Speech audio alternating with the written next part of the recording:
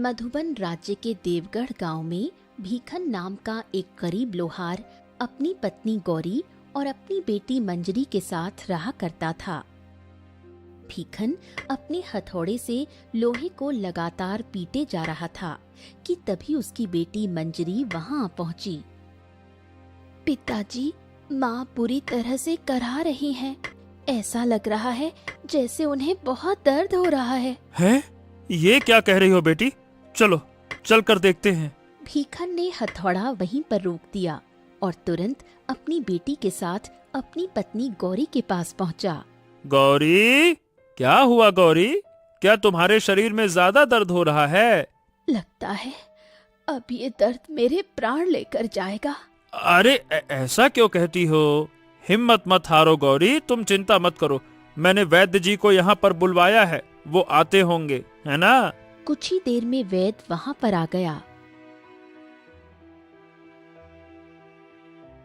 हाँ, आइए आइए आइए वैद्य जी, मैं बड़ी बेसब्री से आप ही का इंतजार कर रहा था। बात यह है कि सुबह से मेरी पत्नी दर्द से कराह रही है। आखिर इतना लंबा इलाज चलने के बाद भी स्वस्थ क्यों नहीं हो रही है? बात क्या है?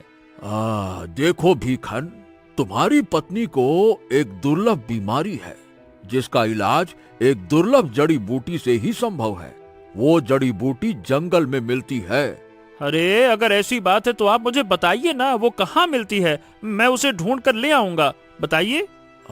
देखो, तुम्हें उस जड़ी बूटी की पहचान नहीं है भीखन, इसीलिए तुम अपनी बेटी को मेरे साथ भेज दो। वो जड़ी बूटी वर्षा के मौसम में उगती है और अभी वर्षा का मौसम चल ही रहा है। मैं ही उसे पहचान सकता हूँ। अगर वो जड़ी बूटी जंगल में नहीं मिली तो फिर तो तुम्हें उसे खरीदने के लिए मधुबन राज्य की बड़ी वैद्य औषधालय में जाना होगा। पर हाँ, याद रखना भीखन, वहां पर तुम्हें वो जड़ी बूटी 10 चांदी के सिक्कों में मिलेगी, उससे जरा सा भी कम नहीं। ये सुनकर भीखन गहरी चिंता में पड़ गया। कुछ देर बाद वैद्य भीखन की बेटी को लेकर जंगल की ओर निकल पड़ा। कुछ ही देर बाद मंजरी और वैद्य घने जंगल में पहुँचे।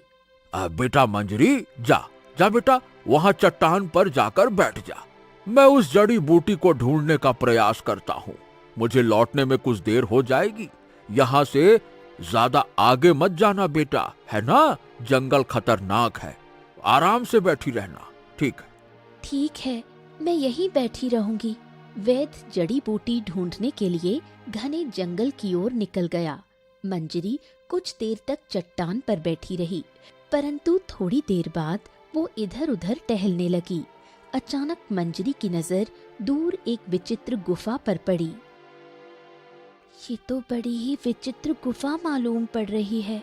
मंजरी उत्सुकता से उस गुफा की ओर बढ़ गई।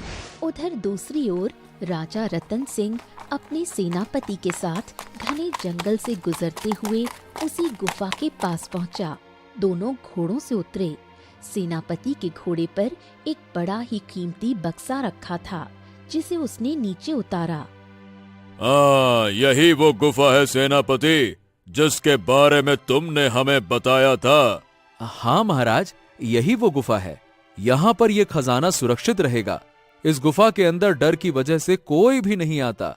इस गुफा के बारे में बरसों से बड़ी ही विचित्र अफवाहें राज्य में फैली हुई हैं। परंतु मेरा एक सवाल है महाराज।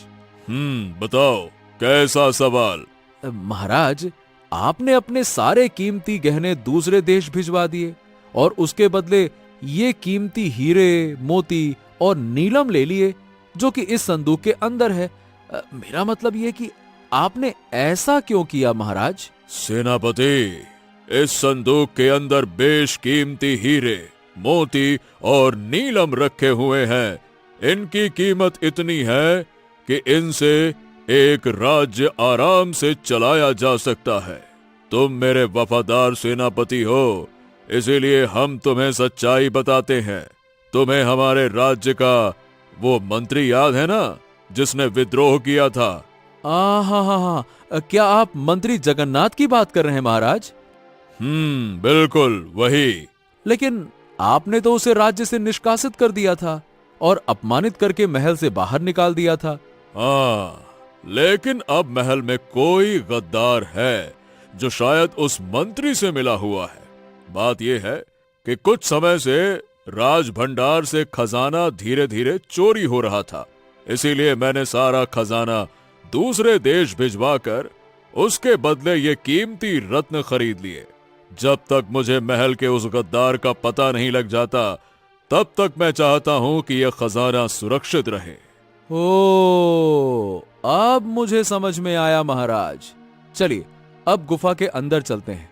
आइए आइए। राजा रतन सिंह और सेनापति गुफा के अंदर प्रवेश कर गए। कुछ देर बाद राजा रतन सिंह और सेनापति गुफा के अंदर खड़े थे। जैसे ही राजा रतन सिंह ने वो बक्सा गुफा की धरती पर रखा, अगले ही पल गुफा पूरी तरह हिलने लगी। ऐसा महसूस हुआ जैसे भूकंप आ गया हो। अरे अरे ये बाप रे, संभालो संभालो अपने आप को, ये क्या हो रहा है सेनापति?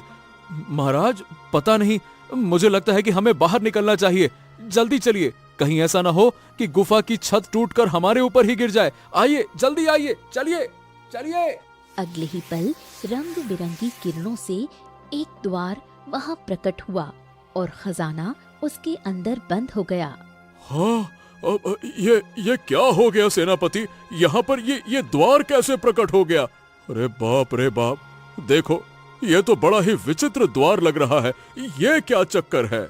महाराज किसी भी तरह से हमें बाहर निकलना चाहिए। चलिए आइए।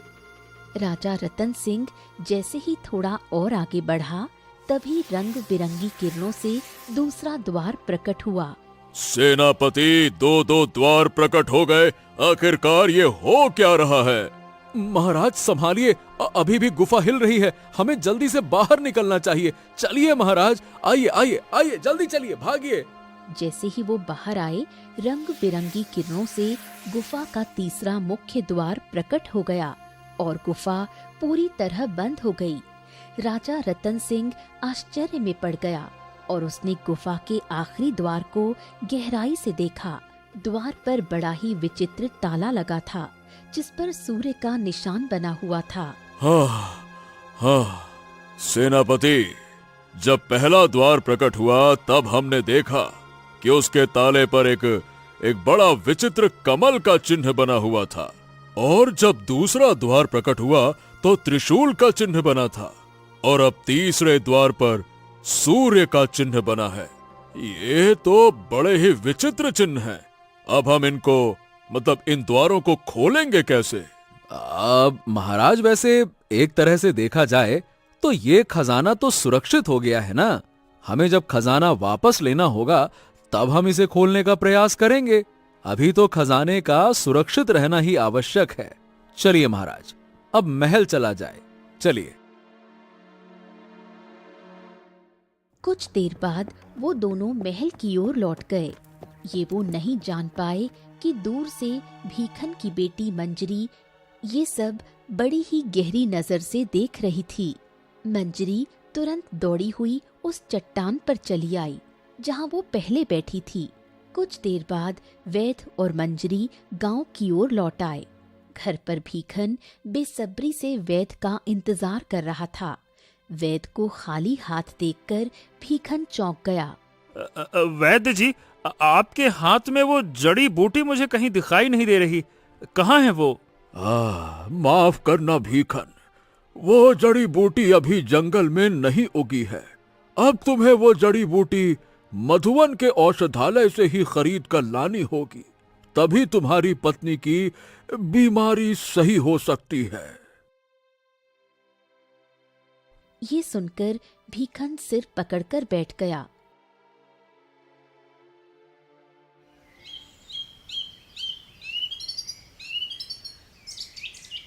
अगले दिन गौरी ने भीखन से कहा, अब आप क्या करेंगे? हाँ गौरी, अब क्या कहूँ। लगता है कि मुझे मधुवन जाकर ही काम करना होगा। अब गांव में मैं 10 चांदी के सिक्के जीवन भर काम करूं तो भी नहीं कमा सकता। राज्य में ही मेहनत करनी होगी। मैं आज ही राज्य की ओर रवाना हो जाऊंगा और तभी लौटूंगा जब मेरे हाथ में वो जड़ी बूटी होगी। भीखन हथौड़ा और अन्य सामान लेकर घर से बाहर निकला कि तभी उसकी बेटी मंजरी आ पहुंची। पिताजी, मैं आपको कुछ बताना चाहती हूँ। हाँ हाँ, क्या हुआ बेटा, बताओ। मंजरी ने सारी घटना बताई। ओ, ये राजमहल की बातें हैं बेटा। राजमहल तक ही सीमित रहें तो अच्छा है। बेटा, तुमने जो देखा उसे भूल जाओ और गांव में किसी से भी इस बात का जिक्र मत करना, है ना बेटा? भीखन मधुबन राज्य की ओर रवाना हुआ। भीखन जंगल के आधे रास्ते तक पहुंचा ही था कि उसके कानों में घोड़े की टापों की आवाज आई। वो चौंक गया। कुछ ही देर में 3 घोड़े उसके पास आकर रुके। उन घोड़ों पर 3 नकाबपोश डाकू सवार थे। वो घोड़े से उतरे। डाकू सरदार ने अपना नकाब खोल दिया और भीखन उसे देखकर चौंक गया। हाँ, अरे कौन हो तुम? हम डाकू हैं डाकू। तू कौन है और कहाँ जा रहा है? देखिए, मैं एक लोहार हूँ और मैं मधुबन राज्य में लोहार का काम करने जा रहा हूँ। नकाबपोश अपने साथियों की ओर देखकर बोला। साथियों, हमारा काम तो आसान हो गया। ये तो लोहार है। हाँ सरदार, उस गुफा के द्वार की चाबी ये बना सकता है। हाँ। कौन सी चाबी? बताएंगे बताएंगे, तुझे सब कुछ जरूर बताएंगे, लेकिन तुझे हमारे साथ चलना होगा। चलो। रुकिए, देखिए, मेरी पत्नी बीमार है। मुझे उसके लिए जड़ी बूटी लाना है। देखिए, मुझे जाने दीजिए। नहीं नहीं नहीं नहीं नहीं नहीं, जब तक तू हमारा काम नहीं करेगा हम तुझे यहाँ से नहीं जाने देंगे। और अगर तूने हमारी बात नहीं मानी तो तुझे जान से मार देंगे, समझा? भीखन डर गया और नकाबपोश के साथ चल पड़ा। वो तीनों नकाबपोश भीखन को उस रहस्यमयी गुफा के पास ले गए। गुफा को देखकर भीखन चौंक गया और उसे अपनी बेटी मंजरी की बात याद आ गई। देख, इस गुफा के विचित्र तालों को देख। इसमें सूर्य का चिन्ह बना हुआ है। अंदर एक और द्वार है जिस पर कमल का चिन्ह बना हुआ है और उसके अंदर तीसरा द्वार है, उसमें भी ताला लगा है और उस पर त्रिशूल का चिन्ह बना हुआ है। इसीलिए तुझे इन सब प्रतीकों को समझकर इनकी चाबी तैयार करनी है, समझा? क्या? लेकिन ये बताओ, तुम्हें कैसे पता कि इस द्वार के अंदर 2 और द्वार हैं? बकवास मत कर, ज्यादा दिमाग मत चला और इसकी चाबी बनाने का इंतजाम कर। तेरे पास सारे औजार भी हैं, जल्दी कर। देख क्या रहा है, जल्दी कर, नहीं तुझे मार डालूंगा मैं। जल्दी कर। भीखन के पास उनकी बात मानने के अलावा और कोई चारा नहीं था।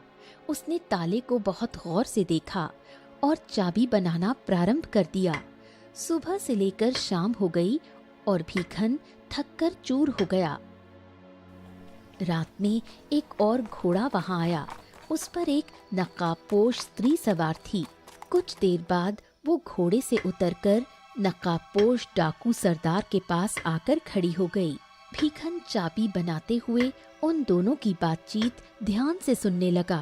क्या चाबी बन गई? चिंता मत कीजिए, ये जो लोहार सामने देख रही हैं, ये शक्ल से ही बड़ा कुशल लोहार मालूम पड़ता है। मैंने इसे बता दिया है कि इस द्वार के अंदर 2 द्वार और हैं, जिन पर कमल और त्रिशूल का चिन्ह बना हुआ है। ये चाबी बना रहा है। अच्छा हुआ तुमने मुझे बता दिया, नहीं तो हम यही समझते कि बस गुफा के मुख्य द्वार पर ही ताला लगा है, अंदर कोई द्वार है ही नहीं। कैसे नहीं बताती, आखिर मुझे भी शासन करना है। अरे, ये चौथा नकाबपोश, अरे ये तो स्त्री है। अरे, जो इन सब के साथ में मिली हुई है। ओ, मुझे किसी भी तरह से शक नहीं होने देना है कि मैं नकाबपोश सरदार को पहचान गया हूँ। अगर उसे पता चल गया कि मैं उसे पहचान गया हूँ तो वो मुझे मार देगा और जाने नहीं देगा। हाँ। कुछ देर बाद चौथी नकाबपोश घोड़े पर बैठी और वहां से चली गई।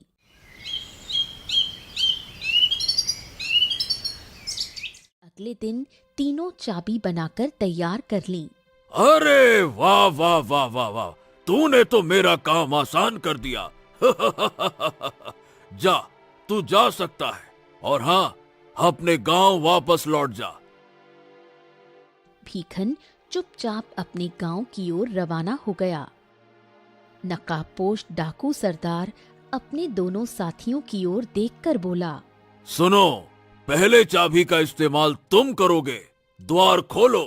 दूसरे नकाबपोश ने चाबी उठाई थी और पहले द्वार के ताले में डाल दी।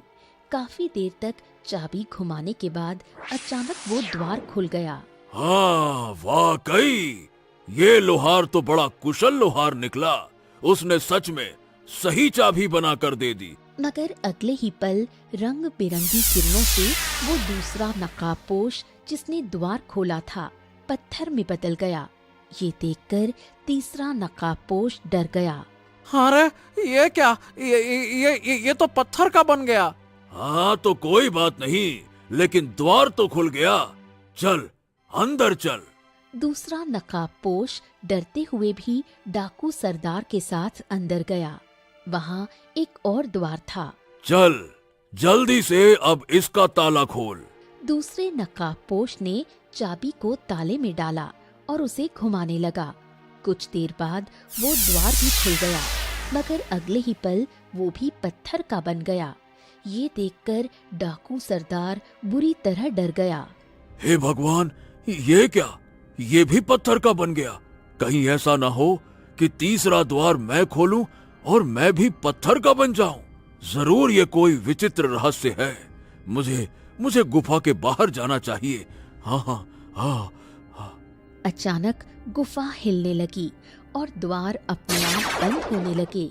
डाकू सरदार डरकर बाहर आ गया, पर जैसे ही वो बाहर आया सारे द्वार पहले की तरह बंद हो गए। अगले ही पल रंग बिरंगी किरणें चमकी और वो भी पत्थर में बदल गया। इधर दूसरी ओर भीखन नाराज होकर अपने घर लौट आया। घर पर उसकी पत्नी भीखन की हालत देखकर चौंक गई। क्या हुआ? भीखन ने सारी घटना अपनी पत्नी को बताई। मुझे उन डाकुओं ने मधुबन राज्य जाने ही नहीं दिया गौरी। समझ में नहीं आ रहा कि अब मैं करूं तो क्या करूं। तभी वो वैद्य आ गया। हाँ, क्या हुआ भीखन? अरे भाई, क्या तुम मधुबन राज्य के औषधीय व्यापारी से जड़ी बूटी लेकर आ गए क्या? नहीं वैद्य जी, नहीं ला पाया मैं।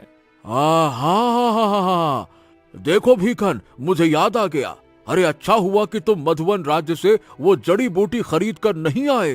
क्या क्या क्या मतलब? कहने का मतलब ये है कि तुम्हारी पत्नी को जो दुर्लभ बीमारी है, वो बीमारी केवल जादुई जड़ी बूटी खाने से ही सही हो सकती है।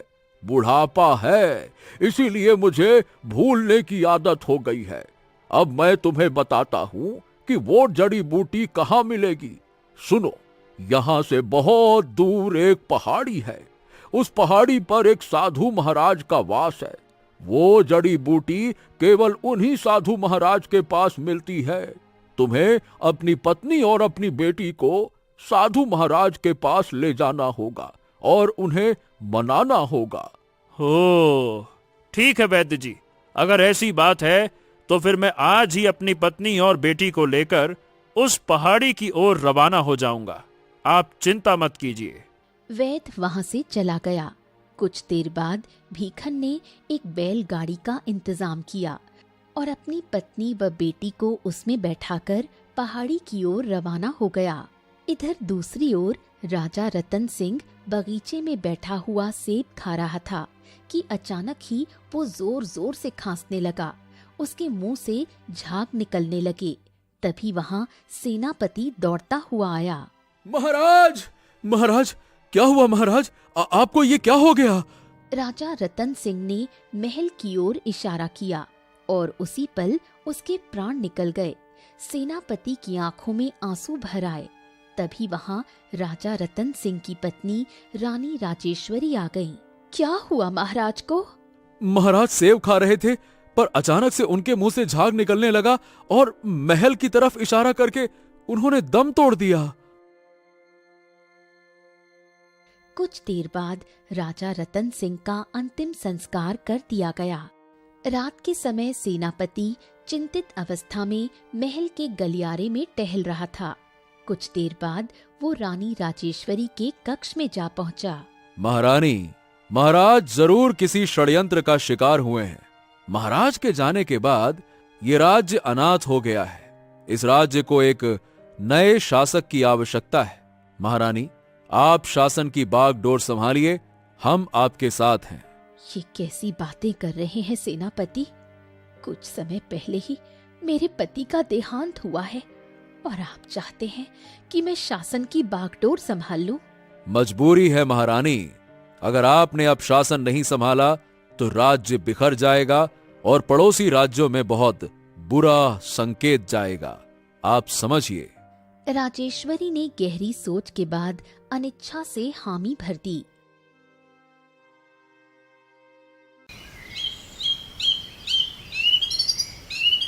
अगले दिन राजेश्वरी को मधुबन राज्य की रानी घोषित कर दिया गया और शासन की बागडोर उसके हाथों में आ गई।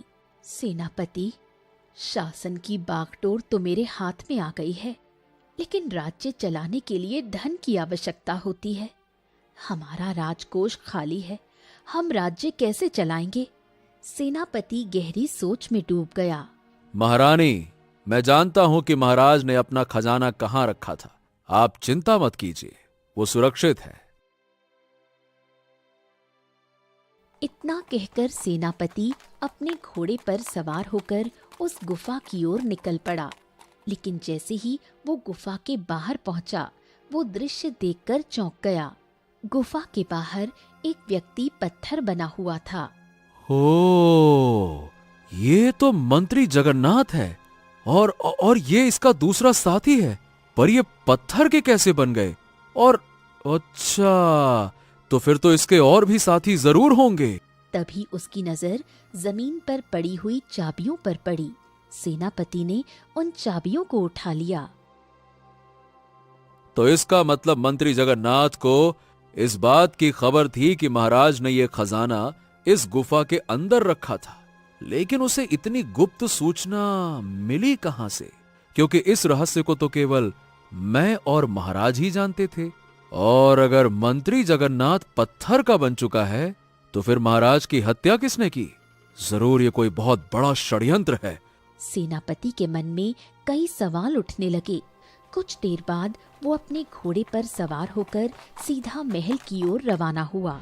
इधर दूसरी ओर भीखन अपने परिवार को लेकर पहाड़ी पर बने घने जंगल के सामने एक कुटिया के पास पहुंचा। क्या यही वो कुटिया है जिसके बारे में वैद्य जी ने बताया था? हाँ, लग तो यही रहा है गौरी। तभी कुटिया से एक साधु बाहर निकला और भीखन को देखकर रहस्यमयी अंदाज में बोला, मैं तुम्हारा ही इंतजार कर रहा था, आओ। हैं? मैं कुछ समझ नहीं पा रहा साधु महाराज। साधु भीखन को घूरने लगा। क्षमा कीजिएगा साधु महाराज, मैं भूल गया था कि आप अंतर्यामी भी हैं। मुझे पता है कि तुम जड़ी बूटी लेने के लिए आए हो। ये जड़ी बूटी तुम्हारी पत्नी की बीमारी ठीक कर सकती है, परंतु इसके लिए मैं तुमसे 3 प्रश्न पूछूंगा। इन 3 प्रश्नों के उत्तर तुम्हें देने होंगे। क्या मतलब? अगर कोई वस्तु आसानी से मिल जाए तो उसकी कद्र नहीं होती। अगर तुम प्रश्नों का सही उत्तर दोगे तभी जड़ी बूटी तुम्हें मिलेगी। अगर किसी एक प्रश्न का उत्तर भी गलत हुआ तो तुम्हें जड़ी बूटी कभी नहीं मिलेगी और अपनी पत्नी को भी खो दोगे। ठीक है साधु महाराज, मैं तैयार हूँ। तो बताओ, पहला प्रश्न है सूर्य का रहस्य। अगर तेरा सत्य तुझे प्रियजनों के विरुद्ध खड़ा कर दे तो क्या तू उसे अपनाएगा? हाँ, क्योंकि सत्य ही वो प्रकाश है जिससे प्रेम सच्चा बनता है। साधु के माथे पर सूर्य का चिन्ह चमक गया। दूसरा प्रश्न, कमल का रहस्य। क्या तू उस व्यक्ति को क्षमा करेगा जिसने तुझे अपमानित किया? अगर माँ ने सिखाया है कि दया ही धर्म है तो हाँ। तीसरा प्रश्न, त्रिशूल का रहस्य। अगर तुझसे कहा जाए कि तू एक साधारण लोहार से राजा बन जाए पर फिर भी साधारण जीवन ना जी सके तो क्या तू स्वीकार करेगा? अगर राज्य को न्याय चाहिए तो ठीक है, मैं अपना जीवन त्याग दूंगा साधु महाराज, त्याग दूंगा। भीखन के ये कहते ही साधु के हाथ में रंग बिरंगी किरणों के बीच एक जड़ी बूटी प्रकट हो गई। ये लो, इस जड़ी बूटी से तुम अपनी पत्नी को स्वस्थ कर सकते हो। तुमने तीनों सवालों के उत्तर सही दिए हैं, इसीलिए अब तुम इस जड़ी बूटी से उस गुफा के विचित्र तालों को भी खोल सकते हो जिसे तीनों मूर्ख नहीं खोल पाए और अपनी मूर्खता की वजह से पत्थर बन गए। साधु महाराज, क्या आप उस गुफा के बारे में भी जानते हैं? भीखन, ये नियति तुम्हें बहुत कुछ देना चाहती है। यूं समझ लो कि तुम कुछ समय बाद इस राज्य के राजा होगे। क्या मतलब? जब तुम्हें डाकुओं ने पकड़ा था तब वहां चौथी नकाबपोश भी आई थी, और जहां तक मैं जानता हूं तुम उस नकाबपोश को पहचान गए थे, परंतु तुमने अपनी बुद्धिमानी से उसे जाहिर नहीं होने दिया। सही कहा ना मैंने भीखन? हाँ साधु महाराज, वो नकाबपोश इस राज्य का मंत्री था, मंत्री जगन्नाथ, जिसे विद्रोह करने के आरोप में राजा रतन सिंह ने अपमानित करके राज्य से निकाल दिया था। हाँ, और अब सोचो कि चौथी नकाबपोश कौन थी? वही असली गद्दार है, क्योंकि गुफा में रखे खजाने का रहस्य राजा रतन सिंह और सेनापति ही जानता था, और सेनापति गद्दार नहीं है। फिर मंत्री जगन्नाथ को उस रहस्य के बारे में कैसे पता चला? भीखन गहरी सोच में डूब गया और अचानक उसके दिमाग में एक तेज धमाका हुआ। हाँ, अब मैं समझा साधु महाराज। मनुष्य या तो अपना रहस्य अपनी माँ को बताता है या फिर अपनी पत्नी को। तुम सत्य तक पहुंच गए हो। यही बुद्धिमानी तुम्हें राजा बनाएगी। हाँ, राजा रतन सिंह भी अब नहीं रहे। कुछ समय बाद राज्य में एक ऐलान होगा। कैसा ऐलान? जो गुफा के द्वार खोलेगा उसे पुरस्कार मिलेगा। वो गुफा तुम ही खोल सकते हो, जड़ी बूटी के द्वारा। और ऐलान सुनने के बाद महल जाना।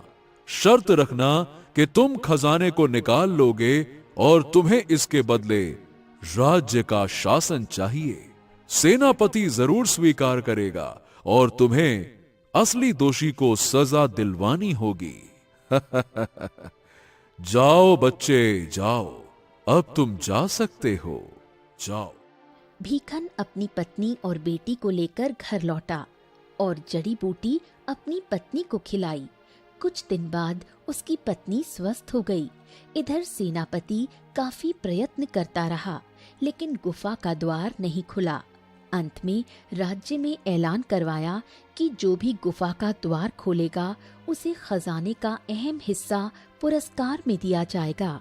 साधु महाराज ने बिल्कुल सही कहा था। समय आ गया है अब वो करने का जिसका आदेश साधु महाराज ने मुझे दिया था। भीखन कुछ देर बाद राजमहल पहुंचा। राजमहल में रानी राजेश्वरी सिंहासन पर बैठी थी और सेनापति खड़ा था। मैं उस गुफा के द्वार को खोलकर उस खजाने को ला सकता हूँ। हमने बड़े बड़े सूरमाओं को बुलवाया, लेकिन कोई भी गुफा का पहला द्वार तक खोलने में सफल नहीं हो पाया और डर की वजह से भाग खड़ा हुआ। ये बात जानते हो ना तुम? हाँ, मैं सब जानता हूँ, लेकिन मैं उस गुफा के द्वार को खोल दूंगा परंतु मेरी एक शर्त है। कैसी शर्त? अगर मैं उस गुफा के तीनों द्वारों को खोलने में सफल हो गया तो फिर आपको मुझे इस राज्य का राजा बनाना पड़ेगा। ये क्या बकवास कर रहे हो तुम? तुम्हारा दिमाग तो ठीक है? मैं जानता हूं कि इस राज्य को चलाने के लिए राजकोष में धन बिल्कुल नहीं है। जो गुफा के तीनों द्वार को खोलकर खजाना लेकर आएगा वही राज्य चलाएगा। हमें तुम्हारी ये शर्त बिल्कुल भी मंजूर नहीं है। ठहरिए ठहरिए, रुकिए महारानी, मेरी बात तो सुनिए। महारानी, इस लोहार को गुफा के द्वार खोलने दीजिए। मुझे विश्वास है कि यह भी द्वार खोल नहीं सकता। इसकी शर्त मानने से भी इसकी शर्त पूरी नहीं होने वाली। आप निश्चिंत रहिए। कुछ देर बाद सेनापति, रानी राजेश्वरी और भीखन गुफा के बाहर खड़े थे। भीखन ने बड़ी ही फुर्ती से एक चाबी उस जड़ी बूटी के साथ बांध दी। भीखन ने पहले द्वार के ताले में चाबी घुमाई। कुछ देर बाद द्वार खुल गया। सैनिक आश्चर्यचकित रह गया। सैनिक और रानी राजेश्वरी अंदर चले गए। अंदर एक और पत्थर की प्रतिमा खड़ी थी। महारानी, ये तो मंत्री जगन्नाथ का तीसरा साथी है। भीखन ने इसी तरह दूसरे और तीसरे द्वार को खोला और उस बक्से को बाहर निकालकर गुफा से बाहर ले आया। हाँ, आखिर ये तुमने कैसे किया? सेनापति, मैं आपसे एक बहुत ही महत्वपूर्ण बात करना चाहता हूँ। कौन सी बात? आप सोचिए, महाराज ने इस बक्से को गुफा के अंदर रखा था और तीनों द्वारों के बारे में केवल आप और महाराज जानते थे। फिर ये बात मंत्री जगन्नाथ को कैसे पता चली? हाँ, यही तो हम भी सोच रहे थे। वो बात मंत्री जगन्नाथ को किसी और ने नहीं बल्कि रानी राजेश्वरी ने बताई है। और तो और महाराज की हत्या का षड्यंत्र भी रानी राजेश्वरी ने किया था। भीखन पूरी घटना विस्तार से बताने लगा कि कैसे उसने डाकुओं और चौथी नकाबपोश का सत्य जाना और रानी राजेश्वरी को पहचाना। सुनकर सेनापति चौंक गया और रानी राजेश्वरी को घूरने लगा। रानी राजेश्वरी डर गई और माथे पर पसीना बहने लगा। महारानी, आपके माथे पर बह रहा पसीना इस बात का सबूत है कि ये लोहार की एक एक बात सत्य है। ये झूठ है। मुझे सब याद आ गया। महाराज ने मरने से पहले महल की ओर इशारा क्यों किया था? इसका मतलब वो आपकी ओर इशारा कर रहे थे, क्योंकि जैसे ही महाराज का अंत हुआ आप तुरंत वहां पर आई थीं। तभी वहां पर खड़ा एक सैनिक सेनापति से बोला, क्षमा कीजिएगा सेनापति जी, मैं काफी समय से एक बात आपको बताने का प्रयास कर रहा था। मेरी आंखों के सामने महारानी ने महाराज को बगीचे में खाने के लिए सेब दिया था और उसे खाने के बाद ही महाराज के मुंह से झाग निकलने लगा। ये बात मैंने डर की वजह से नहीं बताई थी, परंतु अब जब सच्चाई खुल रही है तो मैं चुप नहीं रह सकता। गिरफ्तार कर लो इस धोखेबाज महारानी को, गिरफ्तार करो। रानी राजेश्वरी को तुरंत गिरफ्तार कर लिया गया। आखिर आपने ऐसा क्यों किया महारानी? मैं एक गरीब घर की स्त्री थी। मैंने महाराज को प्रेम जाल में फंसाया, लेकिन मैं हमेशा से शासन की बागडोर संभालना चाहती थी। इसलिए मैंने मंत्री जगन्नाथ को अपने साथ ले लिया, लेकिन मंत्री जगन्नाथ का भांडा फूट गया और महाराज ने उसे राज्य से निष्कासित कर दिया। जब खजाना गुफा में रखा गया, महाराज ने रात को मुझे सारी बात बताई। मैंने तुरंत मंत्री जगन्नाथ को ये सारी बात बता दी और उसे कहा कि गुफा के द्वार खोलकर खजाना निकाल लेना, परंतु मुझे नहीं पता था कि वो मायावी गुफा है। इस मायावी गुफा की वजह से मंत्री जगन्नाथ और उसके साथी पत्थर के बन गए। ये सुनकर सेनापति भीखन की ओर देखकर बोला, तुम्हारी वजह से यह षड्यंत्र खुलकर सामने आया। तुम्हारी वजह से खजाना राज्य को दोबारा प्राप्त हुआ और मैं तुम्हें इस राज्य का अगला राजा घोषित करता हूं। अब तुम ही न्याय करोगे कि इस धोखेबाज रानी के साथ क्या किया जाए। कुछ देर बाद भीखन राज सिंहासन पर राजा बनकर बैठा और रानी राजेश्वरी बंदी बनकर उसके सामने खड़ी थी। तुमने घोर पाप किया है रानी, माफ करना। अब तुम रानी नहीं रही, अब तुम सिर्फ राजेश्वरी हो। तो तुमने घोर पाप किया है राजेश्वरी, और इसकी सजा ये होगी कि तुम आजीवन कारावास में बंदी रहोगी, ताकि तुम्हें हर दिन और हर पल अपना पाप याद रहे। तुम घुट घुट कर जियोगी, तुम कभी भी बाहर का सूरज नहीं देख पाओगी। सैनिकों, ले जाओ इसे। कुछ ही देर में रानी राजेश्वरी को घसीटते हुए कारागार में बंद कर दिया गया। कुछ समय बाद भीखन ने अपने परिवार को भी महल में बुला लिया। इस तरह एक गरीब लोहार राजा बन गया।